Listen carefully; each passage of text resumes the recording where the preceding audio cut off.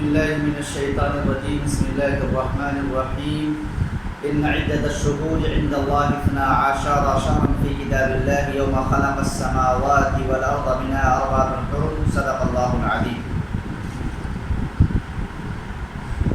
اللہ تعالیٰ نے آسمان و زمین کی تخلیق کے دن ہی سے مہینوں کی تعداد کل 12 ہی بنائی اور ہر مہینہ کسی نہ کسی وجہ سے ایک امتیاز اور اپنی ایک الگ حیثیت اور پہچان رکھتا ہے. مثلا ماہ رمضان کو لے لیں کہ رمضان کا مبارک مہینہ اس لیے محترم معظم ہے کہ اس میں نزول قرآن ہوا. اسلام کا ایک اہم فریضہ روزہ اسی ماہ میں ادا کیا جاتا ہے.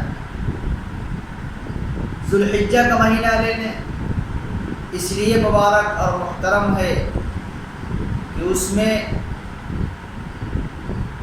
اسلام کا ایک اہم فریضہ حج ادا کیا جاتا ہے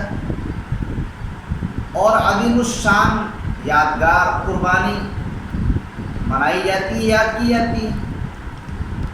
محرم کا مہینہ اس لیے اہمیت کا حامل بنا کہ بہت سی یادیں اس میں جڑی ہوئی ہیں. لیکن ماہ ربیع الاول کا مہینہ اپنے طور پر تمام مہینوں سے الگ ہٹ کر کچھ خصوصیات کی بنا پر اپنی ایک الگ پہچان اور الگ حیثیت رکھتا ہے. یہ ماہ ربیع الاول وہ ماہ ہے، وہ مہینہ ہے جس میں حضور صلی اللہ علیہ وسلم کی دنیا میں تشریف آوری ہوئی اور یہی وہ مبارک مہینہ ہے جس میں آپ کی وفات بھی ہوئی.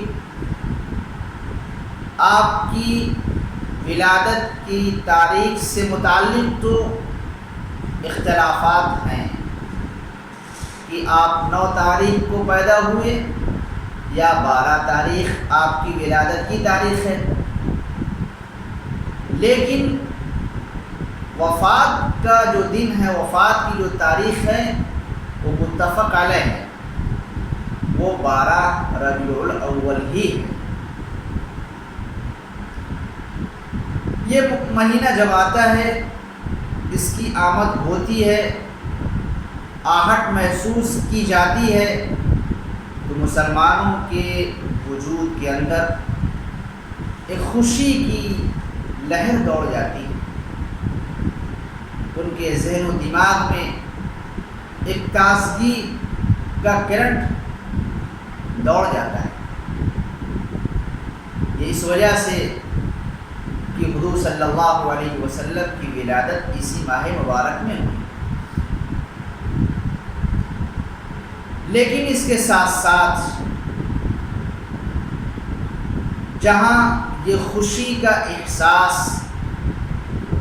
شادمانی کا شعور پیدا ہوتا ہے، وہیں اس کی بنیاد پر نہ جانے کیسے کیسے تماشے اور کیسی کیسی خرافاتیں اور کیسی کیسی بدعات اور نہ جانے کیسی کیسی رسومات ایجاد کی جانے لگتی ہیں اور انہیں انجام دیا جانے لگتا ہے. کبھی تو حضور کی ولادت جشن عید میلاد النبی کے منانے کے نام پر اور کبھی تو یوم وفات منانے کے نام پر. یاد رکھیے اللہ تعالیٰ نے ہر انسان کو، خواہ وہ نبی ہو یا ادنا سے ادنا عام انسان ہو، دنیا کے اندر آیا ہے، اسے دنیا سے جانا ہے. موت اور حیات 2 دائروں کے بیچ میں انسان کو کچھ وقفہ لمحہ ملا ہے، اس کے درمیان رہ کر دنیا سے جانا ہے. کفار حضور صلی اللہ علیہ وسلم کے متعلق کہتے تھے کہ یہ تو چند دن کے لیے ہیں، رکاوٹیں پیدا کرتے ہیں، آڑ ڈالتے ہیں، خلل پیدا کرتے ہیں، بادھے ڈالتے ہیں، آج نہیں تو کل چلے جائیں گے۔ اللہ تعالیٰ نے ان کے اس جملے بازی پر نکیر فرماتے ہوئے اس کا جواب دیتے ہوئے فرمایا وَمَا جَعَلْنَا لِبَشَرٍ مِّن قَبْلِكَ الْخُلْدَ، اے نبی ہم نے آپ سے پہلے بھی کسی بشر، کسی انسان کے لیے ہمیشگی اور دوام نہیں عطا فرمایا، نہیں متعین کیا، نہیں بنایا۔ أَفَإِن مِّتَّ فَهُمُ الْخَالِدُونَ، کیا آپ انتقال فرما جائیں گے، آپ کی وفات ہو جائے گی تو کیا یہ لوگ ہمیشہ ہمیشہ رہیں گے؟ ایسا نہیں ہے۔ کل نفس ذائقۃ الموت، ہر نفس کو، ہر جاندار مخلوق کو موت کا مزہ چکھنا ہی ہے۔ اور انسانوں کو مخاطب کرتے ہوئے اللہ فرماتے ہیں وَنَبْلُوكُمْ بِالشَّرِّ وَالْخَيْرِ فِتْنَةً، ہم تم کو آزمائیں گے شر اور خیر سے، اچھائی اور برائی کے معاملات سے، اچھے برے ماحول سے، خیر اور شر کے اعمال میں مبتلا کر کے، موقع دے کر۔ اور یاد رکھو انجام کار اخیر میں تو ہمارے پاس ہی تمہیں لوٹ کر آنا ہے۔ حضور صلی اللہ علیہ وسلم بھی دنیا میں آئے، تشریف لے آئے، زندگی اپنی 63 سالہ گزاری اور آخرکار دنیا سے رخصت ہو گئے۔ کیا آپ نے دنیا میں آنے کے بعد 40 سال زندگی گزاری بعثت سے پہلے کی اور 23 سالہ بعثت کے بعد؟ بعثت کے بعد، نبوت کے عطا فرمائے جانے کے بعد آپ نے 23 سالہ زندگی طویل گزاری ہے۔ 23 سال میں 23 بار ربیع الاول کا مہینہ آیا، تو کیا آپ نے اپنا جشن میلاد النبی منایا تھا؟ کیا آپ کے صحابہ کرام نے، کسی صحابی نے، ان کے بعد کسی تابعی نے، ان کے بعد کسی تبع تابعی نے، ان کے بعد علماء، فقہاء، صلحاء، الغرض کسی عالم ربانی، حقانی، عامل بالشریعت عالم نے حضور صلی اللہ علیہ وسلم کا جشن میلاد النبی نہیں منایا کہ نبی کا برتھ ڈے منایا جائے، نبی کی ولادت کے نام پر خرافاتیں کی جائیں، ہنگامے کیے جائیں، گھروں کو سجایا جائے، سنوارا جائے، صاف ستھرا کیا جائے، روشن کیا جائے، مسجدوں کو سجایا جائے، گلیوں کو سجایا جائے، راتوں کو جاگا جائے، شور کیا جائے، ہنگامے کیے جائیں، ریسنگ کی جائے، اور نہ جانے گیتوں، غزلوں اور شعروں کے نام پر نہ جانے کیا کچھ تماشا کیا جائے نبی کی پیدائش کے نام پر۔ جو نبی دنیا کے اندر آئے تھے، دنیا سے خرافات کو، بدعات کو، رسومات کو، رواجات کو مٹانے کے لیے، جن کا مقصد ہی یہی تھا کہ دنیا کو خالص کیا جائے، صاف کیا جائے، اور دنیا کو لایانی امور سے بچا کر ایک اللہ کی عبادت اور تابع داری میں مشغول کیا جائے۔ آج اسی نبی کے مشن کو بھلا کر اس نبی کے نام پر خلافت کی جائے، اس کا جشن میلاد النبی منایا جائے، جس نے خود نہ منایا ہو، نہ کسی حدیث میں، نہ کسی فقہ کی کتاب میں کوئی فضیلت اور کوئی اس کا تذکرہ ملے گا۔ تو پتہ یہ چلا کہ نبی کا جشن میلاد النبی منانا درست نہیں ہے۔ اور مزید یہ کہ عید میلاد النبی کہتے ہیں۔ ہر مسلمان جانتا ہے کہ اسلام میں صرف 2 عیدیں ہیں، عید الفطر اور عید الاضحیٰ۔ تیسری عید کا اسلام میں کوئی تصور زمانہ نبی سے لے کر آج تک نہیں تھا، نہ ہے۔ یہ تیسری عید کی ایجاد یہ ایک نئی بدعت ہے جو اللہ کے نبی کے گویا کی پیغام رسالت میں کمی کا اشارہ دیتا ہے کہ گویا کہ آپ نے 2 بتائیں، ہم 3 ثابت کر رہے ہیں، جبکہ 2 ہی عید ہیں، تیسری عید کا کوئی تصور نہیں۔ تو عید میلاد النبی سرے سے درست نہیں، اسے منانا بھی بدعت ہے۔ اور اسی طریقے سے ایک طبقہ 12 وفات کے نام پر دن مناتا ہے۔ سوچنے کی بات یہ ہے کہ نبی کا دنیا میں آنا اور دنیا سے جانا حادثہ ہے، واقعہ ہے، جیسے خوشی ویسے غمی، لیکن خوشی کا احساس ہونا، غم کا احساس ہونا اپنی جگہ، منانا یہ درست۔ خود حضور صلی اللہ علیہ وسلم نے فرمایا لا يحل لامرأة تؤمن بالله واليوم الآخر أن تحد على ميت فوق 3 ليال إلا على زوج 4 أشهر و10۔ آپ نے خود کسی کے انتقال کے متعلق فرمایا کہ کسی کا قریبی رشتہ دار گھر والا انتقال کر جائے تو عورت کو یہ حلال نہیں، جو عورت اللہ کی ذات پر آخرت کے دن پر ایمان رکھتی ہو، کہ وہ کسی میت کے متعلق سوگ منائے 3 دن سے زیادہ۔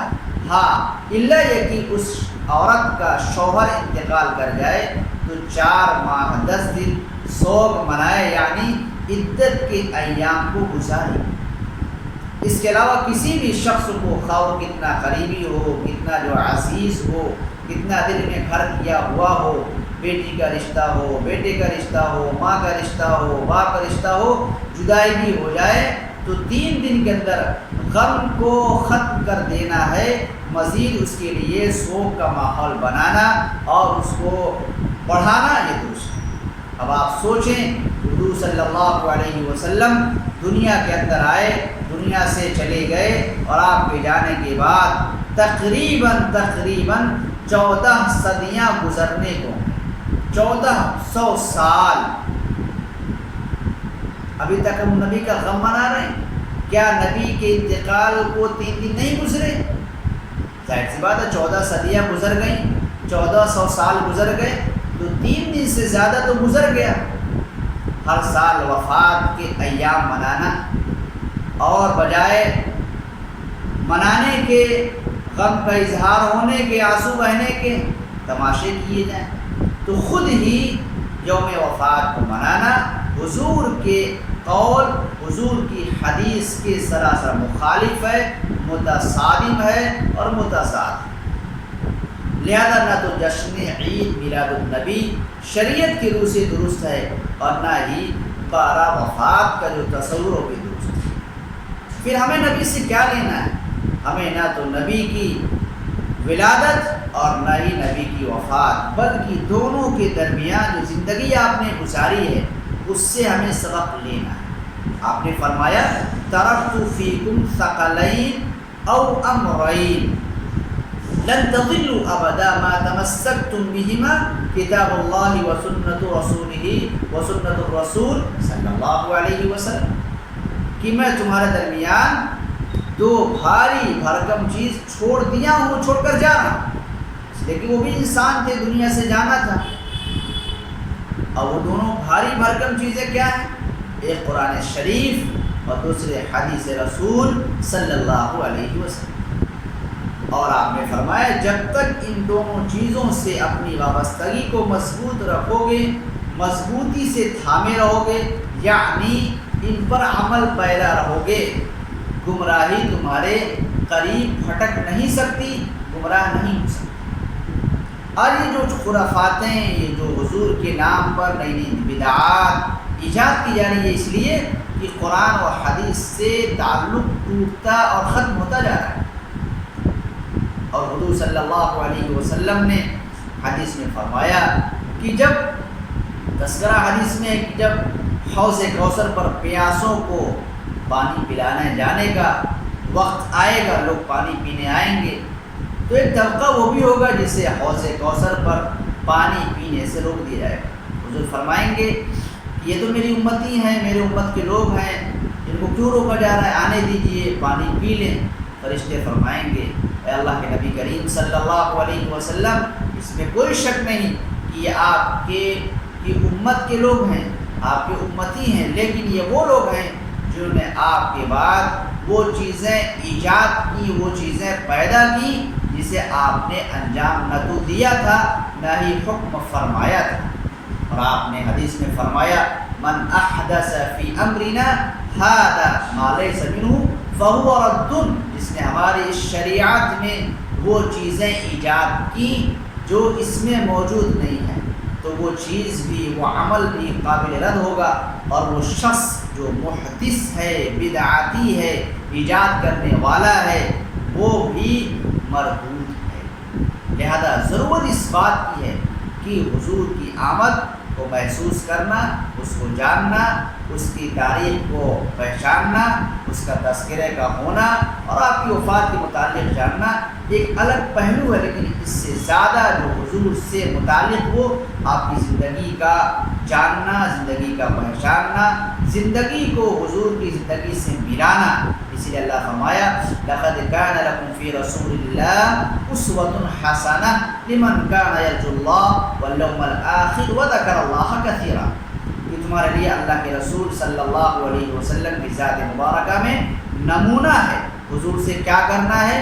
حضور صلی اللہ علیہ وسلم سے پہلی چیز سچی محبت، سچا تعلق، سچا ربط اور سچا جو ہے رابطہ ہونا ہے۔ آپ نے فرمایا لا یؤمن احدکم حتی اکون احب الیہ من اہلہ ومالہ والناس اجمعین۔ تم میں سے کوئی شخص اس وقت تک ایمان کے کمال کو، ایمان کے کمال درجے کو نہیں پہنچ سکتا جب تک کہ میں اس کے نزدیک اس کے گھر والوں سے، اس کے مال سے اور تمام لوگوں سے زیادہ محبوب اور پسندیدہ نہ بن جاؤں۔ ایک طرف حضور سے محبت ہونی، محبت ہے کہ نہیں ہے اس کا ثبوت اطاعت سے ملے گا۔ اگر دل کے اندر محبت ہے حضور کی تو اطاعت سے اس کا ثبوت دیجئے۔ اللہ تعالیٰ نے فرمایا من یطع الرسول فقد اطاع اللہ ومن تولی فما ارسلناک علیہم حفیظا۔ اللہ تعالیٰ نے رسول کی اطاعت کو اپنی اطاعت گردانا اور مانا ہے اور باور کرایا کہ جو اللہ کے رسول کی اطاعت کرے گا وہ گویا کہ اللہ کی اطاعت کر رہا ہے، اور اللہ کے نبی کی اتباع اور اطاعت پر ہی اللہ تعالیٰ نے اپنی جانب سے انسان کو محبت دینے، چاہت دینے اور اسے محبوب بنانے کو مربوط اور وابستہ فرمایا۔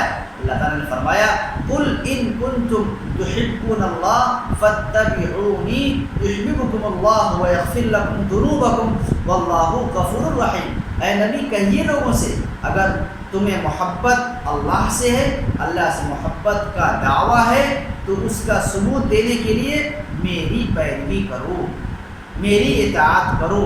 نبی کی اطاعت کی جائے گی، اللہ کا انسان محبوب بنے گا، اور اللہ تعالیٰ اس اطاعت کے نتیجے میں، اس محبوبیت کے نتیجے میں کیا دیں گے؟ یغفر لکم ذنوبکم۔ پہلی چیز یحببکم، اللہ تعالیٰ اس شخص کو محبوب بنائیں گے، اور دوسری چیز اس کی معاف فرمائیں گے، بخشش سے نوازیں گے۔ انسان کو دونوں چیزیں چاہیے، اللہ کا محبوب بن جائے اور گناہوں سے معافی ہو جائے۔ تو ضرورت اسی بات کی ہے کہ حضور سے سچا تعلق، سچی محبت اور محبت کا ثبوت حضور کی اطاعت، اور اطاعت کے بعد ہی پتہ چلے گا کہ اطاعت کتنی ہے، مکمل ہے کہ ادھوری ہے۔ مثلا حضور صلی اللہ علیہ وسلم نے فرمایا کہ قرۃ عینی فی الصلاۃ، کہ میری آنکھوں کی ٹھنڈک نماز میں ہے۔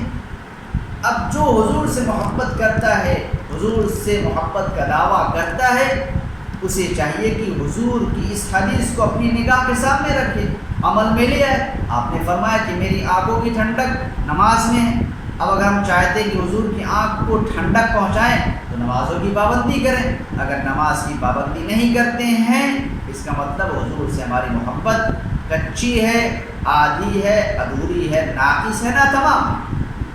لہذا اسی طریقے سے حضور کے لباس سے، حضور کے پوشاک سے، حضور کی شکل و صورت سے، حضور کی شباہت سے، اس کے بعد حضور کی خانگی زندگی ہے، گھریلو زندگی ہے، ازدواجی زندگی ہے، سماجی زندگی ہے، معاشاتی زندگی ہے، اور بین الاقوامی زندگی ہے، بین المذاہب زندگی ہے۔ تمام زندگی کے دائرے کو سامنے رکھنا، اسے سمجھنا اور اسے انجام دینا، عملی زندگی میں لانا، یہی حضور کی زندگی کا خلاصہ ہے، حضور سے محبت کا سچا پیغام ہے، سچا تقاضا ہے، اور یہ حضور کی زندگی زندگی کا صحیح جو ہے اطاعت اس کی ہے کہ ہم حضور کی زندگی کا گہرائی سے مطالعہ کریں اور حضور سے محبت کرنے کے ساتھ ساتھ نمونے اور دلیل کے طور پر آپ کی اطاعت کو لازم سمجھے اور بغیر نبی کی اطاعت کے محبت کا دعویٰ جھوٹا. شاعر نے کہا ہے ان المحب لمن يحب مطیع، کہ محبوب محبت کرنے والا اپنے جس سے محبت کرتا ہے اس کا تابعدار فرمانبردار ہوتا ہے.